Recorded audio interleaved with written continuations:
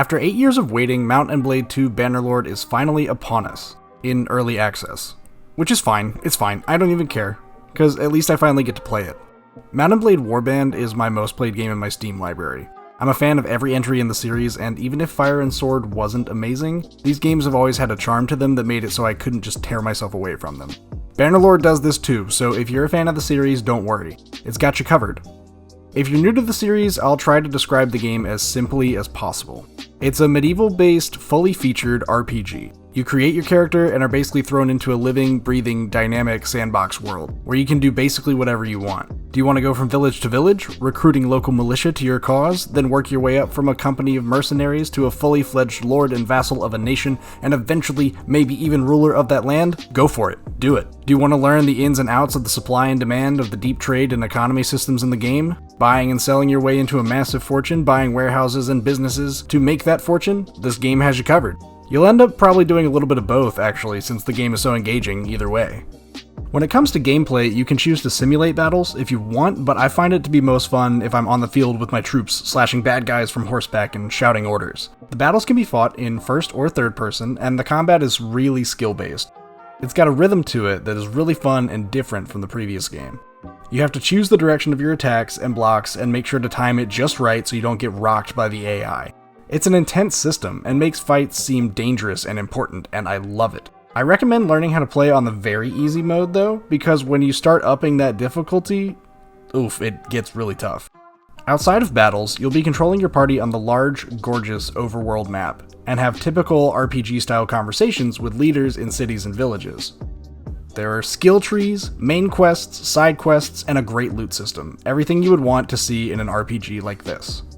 I've spent a great deal of my last few days in self-quarantine pumping through this beast of a game.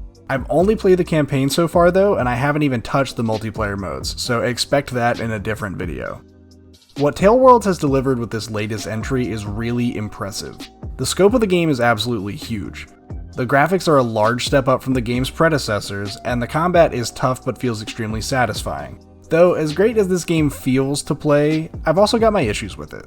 When you start your campaign, you're given a slew of factions to choose from. Each faction has its own unique bonus that will help you during your campaign. Some factions have faster movement speed on the overworld map, some have better prices when trading, and some factions aren't affected by certain weather conditions. You're given a short statement about the faction's history and values, and then after you've made your selection, you're sent onward to the character creator. I'm not much of a character creation guy, I don't really get too deep into sliders and things like that, but the amount of depth and options given in this game is sure to make you happy if you're into that sort of thing. You get to choose your character's backstory, who your parents were, what you were like as a child, what sort of things you got up to in your formative years, all that good stuff. Each thing you choose adds to your skill tree. It's a really cool way to engage players early on, and it got those role-playing wheels turning in my head. I put a lot of thought into my first character and really tried to play along with the values that I'd given them in my mind. It's a lot like making a Dungeons & Dragons character. You get to use a little imagination. After all that is squared away, you get dropped into the main quest line and a couple of combat tutorials. After you've done the tutorial quests, the game basically says good luck and throws you all the way into the simulation. It's this freedom that really helped suck me into it. You learn by doing in this game, which is part of the appeal, for me at least. The game's kind of a slow burn, so if that's not really your thing, maybe this isn't the game for you. But if that sounds interesting at all, you'll find that learning the intricacies of the systems in the game is very rewarding. Each area of the map has a major city that acts as a hub for the smaller villages around it, as well as being a great stopping place on your adventure. There are arenas in these cities where you can join exhibition fights to level up your combat skills and earn a little money on the side. And when you have the hang of things, you can enter tournaments at major cities around the map where you can get some really great armor and weapons and horses as rewards. Inside these settlements, there are also people you can talk to initiate side quests, and a tavern you can visit to listen in on all the gossip in the area.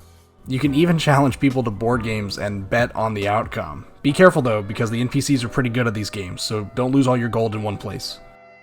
When you talk to notable people from a settlement and do side quests for them, your relationship with them improves, and they become more willing to give troops to your cause. So be sure to do those side quests, because as the game goes on, you'll need a larger and larger army to keep up with everyone else in the realm.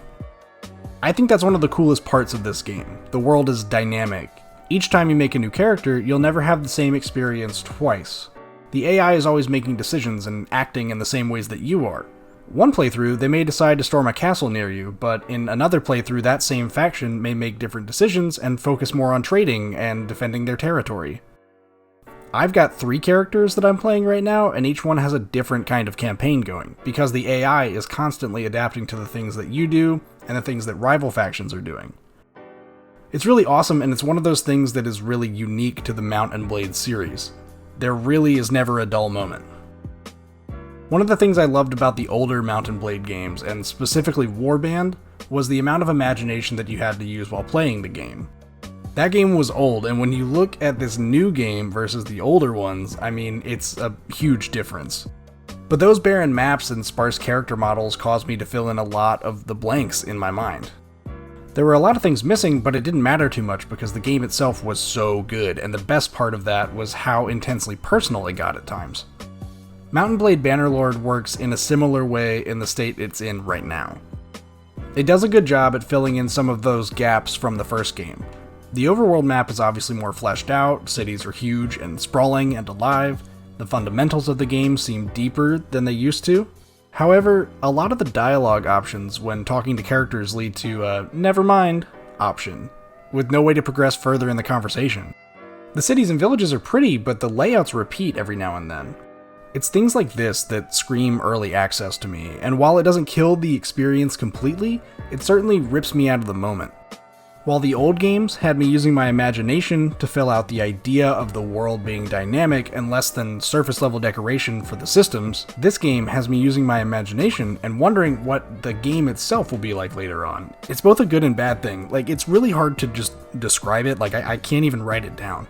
The game is clearly not totally finished yet. Hell, I talked to a lord in his castle on the day the game was released, and the first thing he said in our conversation was, and I quote, "generic backstory for famous character." So yeah, the devs are still working through some things. But right now, if you can overlook little things like that, I think the Mount and Blade Bannerlord is absolutely worth your time. It's such a massive, huge, gigantic game. At the time of recording, I have about 30 hours invested in the game, and I feel like I haven't even scratched the surface of all the things it has to offer. But anyway, enough of my rambling. Go play the game yourself. You're gonna love it, I promise. If you're already playing the game, have you had any funny or epic moments in your time in Bannerlord? Leave us a comment about something crazy that's happened on your adventure. As always, don't forget to subscribe if you like the content, it really helps us out. Let us know if there's a game out right now that you want us to look into. I know a lot of things are coming out, and in this really weird time where we're all stuck inside, I know we need more and more game recommendations. So have fun, stay safe, wash your hands, and we'll see you in the next one. Squad Chat out.